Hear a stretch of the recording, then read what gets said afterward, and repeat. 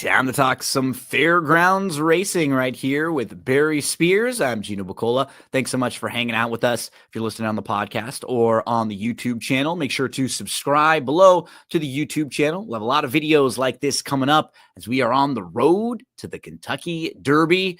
And right now, it's a great time for a President's Day sale at drf.com because there are a bunch of big races you're going to be playing coming up. Maybe you're someone that plays fairgrounds every day that they have racing. Maybe you're someone who plays Gulfstream every day. We know there's another big round of preps coming up at all these tracks, really good quality racing throughout. So take advantage, whether you're someone who uses the past performances, clocker reports, any of your favorite DRF products, use that that coupon code PRES25, 15% off all the way through February the 17th. So stack those credits.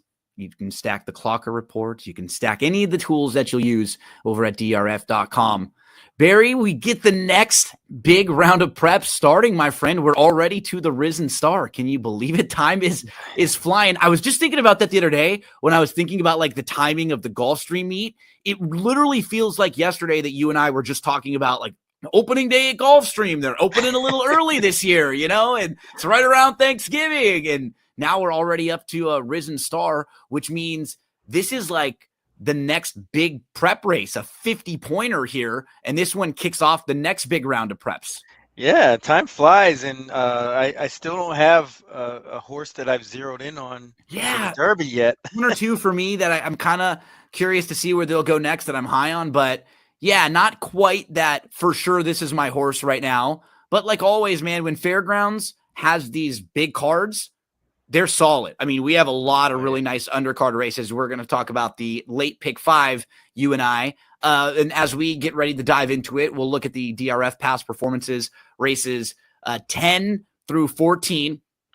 What do you have this week on the menu over with the notorious OTB? We had Matt DeSantis, Naira's own, on our show, and we went over the late pick 5. So the Risen Star, and we're actually doing our best bet or single. Who's your single? And we're gonna rename that. And if you tune in tomorrow, you'll get to see the new name of that one. But awesome. But we're doing that tomorrow. So yeah, we're prepared for this weekend for sure. I in a fantasy horse racing league, and someone we were on the call the other night, and they said, well, we have someone else that's going to be like managing the team, and it was Matt DeSantis there. And it was funny because there's like the beginning part of the draft, there's an auction part. So you'll throw up, someone will throw up 25 or 40 or 50, and then you got to outbid them. So I'm like, Gino 50, Gino 60, Gino 70, you got to say your name in the bid. And it's funny because Milo was sitting here with me and he thought it was really funny. So he was outbidding me. So I would throw up Gino 55 and Milo would be like, Milo 60, Milo 65. And like, he'd go higher than me every time. I was like, you little son of a, I'm like, what the heck? And I'm just laughing, but I let him make my final pick. And he made the final pick of mine, which was Tappan Street. So he said, winner. I'm gonna pick Tappan Street, and they were laughing because he came on with the pick to close me out. So shout out there. It was good to hear that Matt was in the mix. Let's get to it. Business at hand. Race 10 on Saturday at the fairgrounds is going to kick off the late pick 5 sequence. We've got the Al Stall Memorial here, mile and a 16th for 4-year-olds and up, fillies and mares. And we're on the turf course. So let's kind of talk about some of the major players in here. Know that the number 5, Nanda Diaz, very highly regarded for Correas. This horse's first start in the country was really impressive back in October, and that was off like a 10-month layoff. So maybe she's a little more acclimated now, doesn't have to deal with quite as long of a layoff. Like, she's certainly classy. It's just, gaps in the racing and doesn't have a whole lot of races here in the U.S. as like a sample size. We get to, I think the 8's going to take a little more money than 10-1. Tufani just kind of feels like a good spot. Even the 9 is kind of a wild card, second time in the country. And then towards the outside, the 14 Stir Crazy, even way out there, is a horse that's coming off of back-to-back wins, one on the turf, one in a race that was taken off the turf. So very big field here lining up. No real horse that's like head and shoulders above the rest in here. Definitely a few different directions to go. Who do you want to start with, or who's on your radar? Yeah, this looks what would be the quintessential spread race. I mean, a big Yeah, I field agree. with a really evenly matched field to boot. Quite a lot of I had ways like you can 4 or go. 5 on my radar, I think. Yeah. Yeah, same. Quite a lot of ways you can go here, and I think the Krantz Memorial, you can just toss that race completely. I think there's a lot of horses in here out of that race as well, and Stir Crazy did win, but it wasn't anything to write home about or really impactful to this race. No, because kicking off the grass on the slop, it's just Right. like, yeah, remove it from the running lines, really. Don't hold it against anyone or don't really upgrade them for it. Exactly. So I'm going to go with horses that I liked in that race, meaning Ghostly Gal was one of them. Yep. I think this horse, kind of got a raw deal the last two times, you know, on the synthetic, which isn't the preferred surface, and then in the slop, which, when you run turf horses on the slop, you get what you get. So I think that one merits a good shot getting back on the turf. Nanda Dia is kind of a question mark, especially with the price this horse I will know. probably She's going to be. be shorter than I want to take her at, for sure. Exactly. I kind of unproven. I know she ran good in that one race at Keeneland, but it's a little alarming. We haven't seen the horse since. Absolutely. And After the long layoff, the one race, and then another 4 months, right, right? that's pretty substantial, I think. Yeah, I agree. Um, Kind of a question mark. The talent's there, and the price isn't going to be that great. I'd tread lightly. It's definitely, Tufani is definitely one you got to use, I think, yeah. because of the fact that this horse likes the fairgrounds turf, and the distance. And you know what, too? Like specifically for her, if you look at her last couple, so in November 2023, she fired really well coming off of a layoff. And then she had that weird race in March of 2024 where she just didn't really fire in the Tom Benson. But then after that, another little layoff, kind of like this one, she fired pretty well. She might be the type of horse who wants like fires some of her better races off the bench.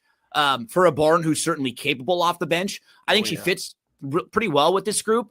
The horse who I did a little looking at too was the 10, Way to Be Yes, Marie, that was because the next one I was going to mention she because of the fact that I think this pace isn't going to be too hot. absolutely, and she's pretty lightly raced overall with some upside. You look at her last start, and again, kind of like what you were talking about with the Krantz, I'm not using the Pago Hop race like for or against her. The only thing I'm going to really take out of it is the horse she lost to is a good horse, came right back and won the Bayakoa, and is just like a tough horse to run down on the lead. She's won 3 of her last 4 basically on the front end. Wild About Hillary. So that race kind of flattered her a little bit. She actually finished in front of another horse named Gavia, who came back to win sprinting on the turf at Fairgrounds. But I'm even looking at, the races last year where she starts getting really good. She strung together a couple really nice races in a row. She breaks her maiden by 6 right on the front end, absolutely crushes a group on March the 21st. She comes back following that. She's a really good second in the Edgewood. And then in the Pebble, in the Regret, that's the race right before the bench. She doesn't really fire the best shot that day. But then after that, she comes right back in the Pebbles off the bench, and she's a good third. I think overall her form makes sense. And you were kind of pointing out she shouldn't be too far out of it here, drawn towards the outside with Giroux, third start off the bench. I could see her getting a nice trip throughout in here. Yeah, definitely projects to get a nice trip. The one outside of that one, the Lakota Spirit, is Mm-hmm. interesting to me. If you throw out the Krantz, which I said I was going to do, Yep. this horse fits. If things break one way or the other, I mean, those races at Santa Anita and in Southern California, last year and the year before, she was keeping really good company and holding her own. Then comes back this year in December, runs a nice race off the bench, For the new goes in the barn. goes in the Krantz, and then here we are. And 20-1 morning line. I mean, this horse you might not project could win this race, but I think this horse could be in the picture if you're into, tries and supers. This barn was the leading barn last year because I know them really well from Louisiana. I Yeah. started to see the Wilson barn come up very good. They were dominating at Louisiana, and they just have had like a really unlucky stretch too, where they haven't won a lot of races. It was like they were so hot at the meet last year at Fairgrounds. It's almost gone the opposite way for them this year. And there's going to be a stretch for them coming up where a lot of those like horses that didn't fire as well or were unlucky or had races like that, the last one that got taken off the turf, where this horse might have been a little more contentious, like you're going to see some more wins coming up. There's going to be a string of them. Marcus Hirsch was tweeting about this the other day, like how just of a cold stretch they were in, but it's one of those things where it's like their barn starts so many horses that you're going to go through those, but you'll get out of them because it's just kind of inevitable the way you're pumping horses out. So that would not shock me at all in a tricky race to kick off late pick fives. Like we're saying, Barry mentioned Ghostly Gal. The 5 is a horse you don't want to take too short of a price on, but certainly a horse that you're looking at in multi-exotics. The 8, Tufany, makes a lot of sense. I very much like the 10, Way to Be Marie. I wouldn't talk someone off wanting to throw the 9 in, getting back to the grass now with the race under them, shake off a little bit of the rust there. Lakota Spirit, we just talked you into this mare a little bit. Her form makes some sense too. So, man, and then the 14, Stir Crazy, has won back-to-back races in our Ravs board for Mike Maker Jr. I mean, that's 7 horses I just mentioned of the 14 in here.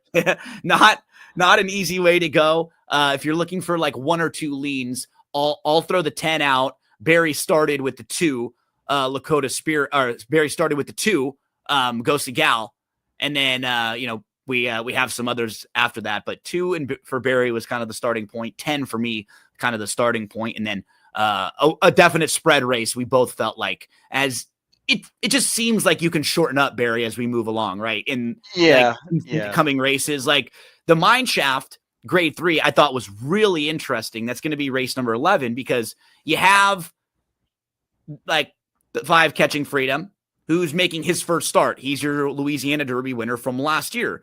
He just feels like he could absolutely need a race. I mean, Brad Cox can get him plenty ready, but his running style, not that fast early, could very much see him needing a race, and being better next time out. You've got Batten Down, who won the Ohio Derby last year, was in the Jim Dandy and the Travers. He's also making his first start of the year. He's a horse who's better going a little bit longer too. He's kind of like a 1.1 miles to like a classic horse with his speed. I think this is like a kind of a short prep for him. This, to me at least, this feels like the spot where Hall of Fame, who's got like the huge reputation from last year, and this year has kind of grown up. He's had 2 easy wins. This is like acid test time. Like both of the times last year when the same thing happened for him, he had a big win and then he stepped up, just didn't fire. And maybe a little bit of trouble in the Risen Star, but very disappointing because they have super high hopes and expectations for this horse. But Barry, sometimes horses need time to get more mature, to grow up. And in this current era, we don't see it often enough where horses come back at 4 and 5 and you're like, oh, wow, this horse grew up a little bit, right? They got bigger and more mature and they're actually a horse.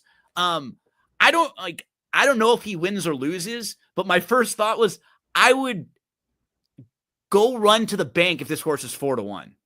I just don't think he's going to be 4-1 in here in any way, shape, or form. I wouldn't be shocked if he actually went out favored, just kind of the way like I was setting it up, where I think the top contenders are players, but people could see them maybe needing a race. How do you see this race playing out? Well, as far as Hall of Fame goes, it's really the question of, is it the Lasix or were those fields soft? Yeah, and maybe both. Easy trips. It wasn't like he had to overcome a whole lot, like he got They were good confidence building races, for him to kind of step back up in this. But he's totally been the type of horse who, kind of like the 3, I think he's less inconsistent, but I need to see them kind of get punched a little bit or like have to overcome a little bit of something, Yeah. like overall. They will win both the 3 Tuscan Sky or the 4 Hall of Fame when everything's gone perfect for them. They get the job done. Anytime that they've had a little something go against them so far, they've kind of folded.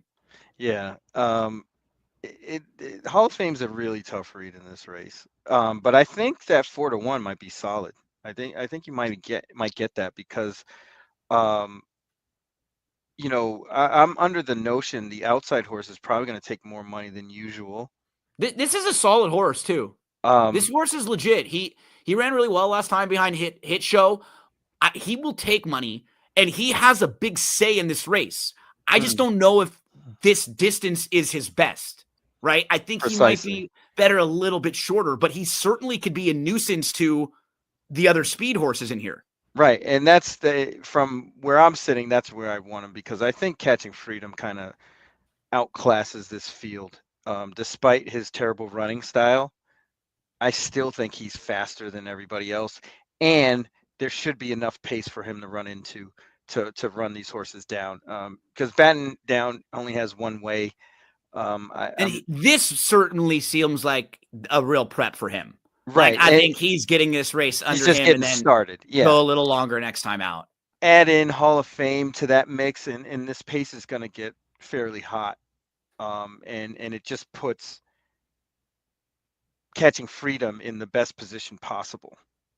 And I don't like to endorse closers, like that, in like this closer in particular from way back. But it's just, if the race sets up like it is on paper, Catching Freedom is going to be awfully tough. I'm going to be a little cool. I think, I know Tuscan Sky's got a big race in him too. Right? We know. If I'm playing the pick 5, I'm using Catching Freedom and Tuscan Sky only. See, I'm more like Hall of Fame and Catching Freedom, and the one that I am warming up a little bit to is actually the 1 if he's in this race. Warrior Johnny. If you look at his form, so last year, June and July going into Saratoga, he's running really well. He finishes 3rd. He gets a 92 buyer. Then he comes back and in that race at Saratoga, he absolutely crushes. He wins by 4. He earns a 98 buyer. And then go through his races since then. He runs in the Whitney on a muddy track, and he gets bumped at the start, and that's the race that Arthur's Ride just absolutely airs. You can probably eliminate that. Then he runs in the race at Charlestown. I mean, that's a weird track. It's a bull ring. Certain horses will like it, others won't. And then a horse like him, he's far back at Charlestown. He's not really making up any ground there behind Skippy. Following that, the next race, again, sloppy track. So muddy track, then a bull ring style that he might not like, then a sloppy track that is against him. Then he's on the turf. So there's like 4 races in a row that you can kind of go, you know what? That really wasn't what he wanted to do. He gets back to dirt at Parks in a soft race, gets a confidence builder. And then in the Tenacious there, like he's not winning that race the way it shaped up, but it was kind of like a nice, okay, step back in the right direction. Now the blinkers come on. Maybe you can help him sit. I just want him to be sitting and not going. As long as he's trip-wise, he could be a sneaky horse. And this could be one of the horses, Barry, because the 3, the 4, the 5, they'll get bet. You pointed out the 8. I think he'll get bet. The 1 could be 12-1. This is a type of horse who could be double. No, definitely. Float up and be double his morning line. And that's how I'm envisioning him. And he's at least an exotics horse that could pass a couple of the others late and spice things up here. Like you said, he was in good form and kind of tailed off a little bit. And it appears like he's coming back into form. So that's definitely a good sign, especially for a horse who, should get a good trip here. Yeah, he could Even save probably a ground, better trip than Catching Freedom, to be honest. not have to be at quite as far back as Catching Right. Freedom, and like save some of the ground, maybe in the tier below, behind, maybe fourth ish. Sitting Yeah, right in that and might fourth be in ish. the clear. Nobody around. Absolutely. So an interesting price horse too with Warrior Johnny. I'm a little higher on Hall of Fame here. Barry looks at Catching Freedom and Tuscan Sky as horses to include in an interesting mine shaft. Let's see who's ready to be a top older horse moving forward this year. Let's get to the Grade 3 Fairgrounds, a mile and an eighth on the turf. We have 4-year-olds and up. This is race number 12.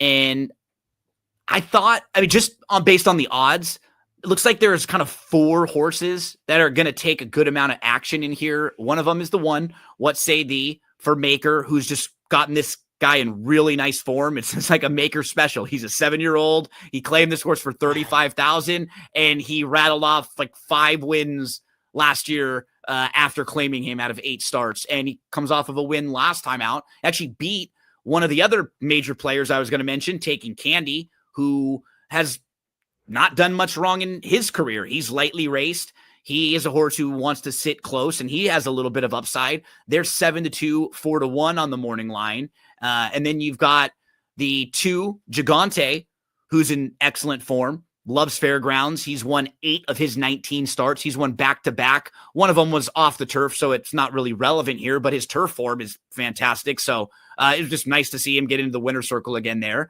And then right next door, I wouldn't be shocked to see Unit Economics run well and also take money here for Chad Brown. Those 4 horses could all be in the same kind of price range. They're like 7-2 to 5-1 on the morning line. I kind of start with that group from a talking point, Barry. Do you think those are like the major players in here? Anyone that stands out to you? Nobody really stands out, and that's kind of the issue. Yeah, no, you're right. This is a tough race. A horse like Gigante looks great on paper, but I just don't foresee this horse putting 3 races like that back to back to back. I mean, more power to them if they do it, but it's hard for me to make that horse in this race. Almost for that fact alone, because there's a lot of others in here with better speed and better positional speed. And I think that horse is up against it maybe a little bit in this spot rather than where he was the last 2. Taking Candy is another one who I have question marks about the distance. I'm not really sure this horse really wants to go a mile and an eighth. Yeah. I'm sure, his presence will be felt somewhere in the stretch, but can he sustain that kind of run? I'm going to bet against it, especially with a horse like that being at a short price. What Say Thee definitely looks the part here. Loves the distance. Loves the distance, is going to get the trip because Louis is going to get him positioned perfectly. So he's definitely one you have to use. Mike Maker won a race like this going long on the turf at Gulfstream today, and similar kind of vibes to this race. I'd Rather Be Blessed is another one. I can see getting possibly shaking loose here if things go his way. And this horse is another one that might be flying a little bit below the radar, but this horse has races to win. And especially the key is like if Warrior Johnny from the outside might not be in this race, right? It could be in the race that we just talked about. You could see like the 8 sitting a little bit, and Dean Martini isn't as fast. Like you could talk yourself into the other horses that might show speed not showing as much speed, right? There are versions of the race that way where it is like, oh wow, look, I'd Rather Be Blessed is just kind of out there. I agree with you. I think he outside of the 4 horses I mentioned, this was really like the only other horse that was on my radar as like a player in here. I had a tough time getting away from that group, but of you, I liked the one. I actually like the 1 and the 3 the most. See, I like the 5. That was the one I was just getting to. Nice. Talk to us more about the 5. Getting back onto the turf is probably the best thing for this horse, and the fact that this horse, preferred surface isn't the dirt. Ran on 2 fast tracks, ran pretty well. Kind of ran like a turf horse on the dirt. Won one of those races. Now is getting back on the preferred surface. Gets the home team rider, and I think this horse is going to have really great positional speed.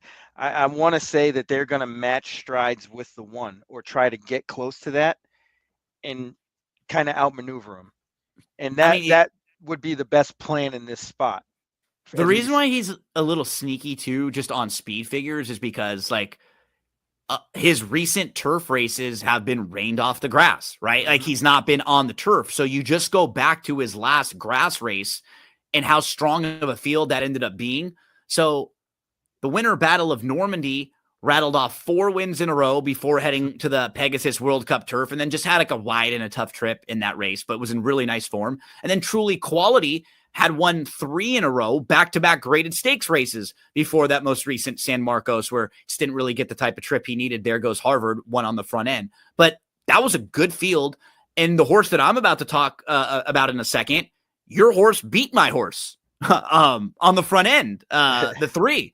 So if you go back and look at when the 5 wired a field way back in April of 24 at Keeneland, he was 26-1. He held off the horse that I like a little bit, Unit Economics. So I could absolutely be talked into the 5 here, Relampago Verde. The 3 is the one I wanted to kind of show the last part of his race last time out. Just didn't think he got the best of trips. So he's the 10. What's up, Pete? Hope all's well over there. He's the 10 in race we're watching here. So like he's just coming onto the screen from way out of it. Watch how wide he's going right here. No, I know. I had him. I played him. And so like he's wide here and in between horses. And the guy that he loses to, eldest son, is the 6. So I went back a little bit. Look at where the 6 was sitting in comparison to the 10, who's wide at the back. The 6 got a perfect trip. Yeah, all the way around the track, saving ground, then just tips out, and the 10's got to go on his path. Right? I mean, like 10's got to go wide, in between, then he's got to straighten out, and he makes it really tight when it's all said and done here. And what we saw was the 2 in this race, Degree of Risk. He came back on Wednesday and won the Wednesday race of the day. Went for DRF.com. Me and Mike Beer previewed that race, and Degree of Risk came back and won. So, you're looking at the race. It's already come back live. That's about as close of a head bob loss as you're going to have. Like, he's in front, like at the wire, and the 6. Like, how did I lose? Me too. It's a 6 just, back on the bob. So he should be saving ground down on the inside. You're getting Pratt here, who was aboard for the win 2 starts back. All positives. The big negative is you can see that the last 6 times he's raced, he's been the favorite. So he takes a lot of money. I do think, though, being in a graded stakes race here, this is the first time he's facing like tougher company. So I think he'll get bet, but I wouldn't be shocked if he's like 7-2 a little bit, but not more than that. I wouldn't play him individually more than that, but I think he fits pretty well with this group with some upside and stringing a few races together here. Yeah, it's a tough read. I mean, a lot of these horses look the same similar on paper. Yeah, they're speed figure wise, they're not separated by a whole heck of a lot. We understand why Gigante is probably going to be favored, or one of the horses, because he's sharp and he's a local horse and he's in good form. But this is as good of a group as he's beat, right? If you're going through the races he's won, this I think would be the best field he's defeated. Yeah. If he beat them. So race 12, the Fairgrounds, Barry and I both think the 1 makes a whole lot of sense. I'm higher on the 3, Unit Economics. Barry likes the 5, also gives the 4 a little bit of a look. So a lot of inside for us here, down on the inside in race 12 at the Fairgrounds on Saturday. Let's move to the final 2. First up, Kentucky Oaks points will be on the line, and a heavy favorite, most likely in the grade 2, Rachel Alexandra. We found out that the 3 Ballerina d'Oro we won't be running. And while you're, next few days getting ready for fairgrounds, and anytime you're like playing the fairgrounds races, make sure you're following Marcus Hirsch on Twitter. Does a really good job. He covers DRF, all the articles, the previews, and everything for DRF. But he'll also mention any information he gets from the connections about where these horses are running, if they're going to be scratched, if they're cross-entered. So this will save you some time for your handicapping if you're following along with him. But, I mean, Barry, the two we'll all be watching Good Cheer, because she's 4 for 4. And she's won all of her races, but she has been so impressive visually in each of them. And the races even coming back strong. Like, she crushed a nice horse named Eclatant, who came back and won the Forward Gal last week and won that race pretty easily. Off a layoff too, as a stablemate. Yeah. Quiet Side was a horse who was coming out of grade 1 Alcibiades, and she handles her really easily. So I don't think she's the type of horse that I'm trying to completely toss out of exotics, but I will say this is the starting point for her, right? Like, she has big goals to get to the Kentucky Oaks. It's a really good spot for her to start, though. You have like the small field where it's only going to be a field of 6 now, and only like 1 or 2 that are really proven. So can she get beat? Sure, it's horse racing. Things can happen, but it's a great spot for her to start, not even have to be fully cranked up to win this race. Like, her main rivals would be Simply Joking, who's done nothing wrong in her 2 starts. She's been very nice. Beckman's got a couple live runners this year again, after having kind of jumping onto the main scene last year. So yeah, she makes a lot of sense. The one that interests me a little bit, Barry, at a price, I told you I could possibly throw one downfield. I could give a look to the 4, Gowell's Delight, because she was a horse who was entered in the last round of preps at the fairgrounds. They scratched her because she had a stablemate that was going to run instead. And she ran in the Martha Washington. This was a weird race, this Martha Washington race. And so basically what I'm going to do is, if I'm including her, I would be just playing her off her debut and hoping that she can show improvement off that. So she's the 5 in here. She has a good start, and she's down on the inside with the 6 right to her outside. She ends up I did not love the ride here. No. So she was like start and stop. So like, okay, she goes and now they back off. That's fine, right? Here where she's sitting, totally fine with this. Like, as I watched this race, I was like, okay, why did I not like what were my notes again? She just moves early right here for no reason. Watch the 1 go up inside of her, and she goes on with the 1. Why? Like, why go into that spot? And then watch the 5 now have to kind of tap on the brakes. So now she's already used herself like 2 different times. Now she gets really like her position lost as the horses go up to the outside of her. I just didn't like, this was not great in a small field. You've already kind of used your horse 3 different times. She's still trying, right? She's coming back on again, but she's just going to tire and fade. Yeah. I would have, asked, like, what was the plan? Yeah. So I think you can just eliminate that race for her.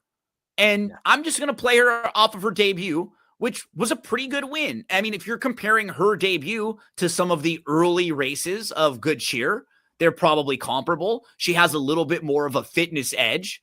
And I think she could be a really fair price in a small field. She's got like a nice tactical running style where she doesn't have to be too far out of it. Brian Hernandez will jump aboard for McPeak. I thought she was an interesting price that I'm going to include with Good Cheer. I'll probably use those 2, Barry, because she's a fun price for me. But I mean, this filly, she's certainly the one right now that they're all chasing, I think, in the division. Yeah, no, absolutely. I mean, class-wise, just towers over this field. But you might be onto something with the 4, because, I can see Simply Joking just trying to outrun everybody and getting tired, finishing 3rd. Agree. Totally agree. I respect what she's done. I'm going to kind of make her prove it to me. Like, I think she'll be a little shorter than I want in this race. I could see her, one or two others in this small field, put a little pressure on her, and Gallows Delight like sitting right behind them and getting a little bit of a jump on Good Cheer. That's kind of how I've mapped it out in my head to make her like a player in this race at a fair price. So yeah, it seems like we're both a little cold on this. That I think when you're playing a race that you look at and you think the favorite is very logical, if you want to play the race or if you're looking at how to play it, you have to find ways for value, and you just can't go like A, B, right? Or, if you're going to play exactas or tries, or if you're going to use a couple horses. I hate doubling up in a situation where it's like, okay, I'm using the first and second. I wouldn't mind throwing in a big price, because your double up in those situations is at least worth what the double up will get you back. This is what I do in those kind of situations. The two separate tickets, maybe? No, or I'll use the favorite with longer shots. Absolutely. Like really like wacky horses. Chalk like a couple on bombs underneath. Mm-hmm. Mm-hmm. Dave Weaver used to do the like the horse he likes and then odds or evens. Just one of those two. He would pick odds or evens, and he would just go 4 over 1, 3, 5, 7, 9. Like one of those. And the two, Good Cheer. We will see one of the best newly turned 3-year-old fillies racing. Can she carry that momentum over from 2? Plenty of fillies have looked like this through the years, or colts that have been awesome at 2. And then for whatever reason, they couldn't take that next step forward as everybody else caught up to them. Will she be a filly like that, or will she be one that uses that incredible foundation she had last year and takes a big step forward and puts herself up as a major player? As we were talking about at the beginning of the show, we're getting to the time period for some of these horses, especially as we move to the 14th race. Like, they've only got 2 shots now for points, this and then one more. So you just got to be careful, because one poor race for some of these horses and you finish like a 4th or 5th and you don't pick up that many points, you've got one other shot.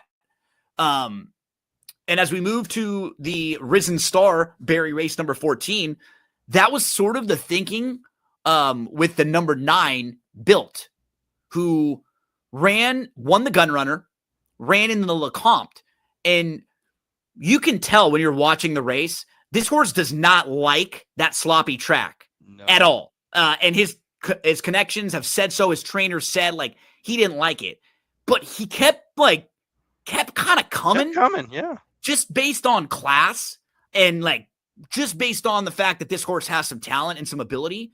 And they were sitting there going, he's training really well right now. Initially, they were going to skip this race, but they kind of said what I said, Barry, like, you know what? We got to be a little bit careful. He has 20 points right now for the Derby. But if you weren't to run in this race, then you're putting yourself in a situation where it's Louisiana Derby or bust. Right. So now you come here, you give your horse a little bit more foundation. If he wins here, then you could do something like maybe you give him a little more time and you can run in the Ashland at Keeneland, or you could run in a different race where it doesn't have to be the Louisiana Derby, but at least you get some of the points out of the way. I think it's a good spot for him, Barry, because, obviously the horse that we're going to be all watching is East Avenue. He was awesome last year in his first couple starts, didn't get out of the gate in the Breeders' Cup, and that was that for him as the favorite. He's training well. He looks good. I think he obviously could be a really nice horse. But he does not have the current form quite as much. And the same thing for Jonathan Zwei, who ran in the Breeders' Cup and then the Kentucky Jockey Club. Those are the 2 most proven horses in here. I think a horse like Built, I could see him being more of a now horse. Maybe not even quite as good as those horses, but his Gun Runner race based on speed figures could be competitive with them.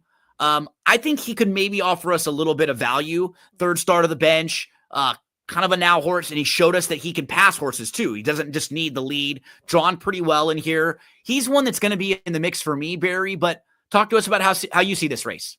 Well, as far as built goes, I'm just waiting for him to lose here so they can cut him back to the mile to that one day. turns. Yep. Yeah. I mean, he just looks like that's his speed. Um, I think he's a really nice horse. I just wouldn't want him around 2 turns. Um, I mean, he ran perfectly well last time, but I just it just feels like that was like all out. Even though it was on the slop and he didn't like it, I still don't like him going very far. Uh, but I do like Render Judgment on the I'm using him for sure. on a bounce back because the 2 races he lost, the last 2, he has pretty good excuses in both. He really wasn't ready for the grade 2 try. He didn't have a great tree. He was kind of wide Nope, he too. was wide. He really wasn't ready for it anyway, but it was a good experience. He didn't run all that poorly in that race. No, Then in the gun runner, he kind of had position, and I think being towards the outside is better for this horse anyway. I And agree. he kind of got into a precarious spot, even though in the small field, and Built kind of got away with the easiest fractions of all time and ran away with it. So he really didn't Honestly, get a chance to run. the way I had this race, I had I kind of had it mapped it out. I had 9 and 10 as my like horses that I think are the fun horses to play, and the 4 as like the 2 and the 4 are the horses to beat. The 3 is the horse recently who we've just kind of read had tested positive, Vossimo. So he's kind of like up in the air, I think, a little bit. They'll get more information. What he's gonna do with that Yeah. horse. Yeah. Yeah, same thing. So I think we'll get more information on him there. But it does look like you've got the tier of the proven horses from last year. Are they going to be ready to fire their best shot in their first start off the bench? Going a mile and an eighth, as you're pointing out too, with Built, right? Like for Jonathan's Way and East Avenue, they haven't been a mile and an eighth. And this will be their first start in a little while. That might not be the easiest thing for them making their first start in months. You have a horse like the 10 who has some really nice foundation, and he really improved when the races went a little longer. I'm higher on the 9 Built than Barry is. I think more, even more so than like the distance. I think this is kind of the now race for him, that versus some of these other horses that could be a little, better in their next start. Who else? Anyone else in here that's kind of on your radar, or like who would you be looking to play? Give us a couple others or another one or two. One interesting horse is the 12, Vamos Carlitos. If you take out that turf try, this horse, why not? I mean, his numbers stack up. He probably, will get a good trip. I mean, once they claimed this horse and they took him around 2 turns, that's really what piqued my interest, is when they took him around 2 turns for the first time, how much better he got.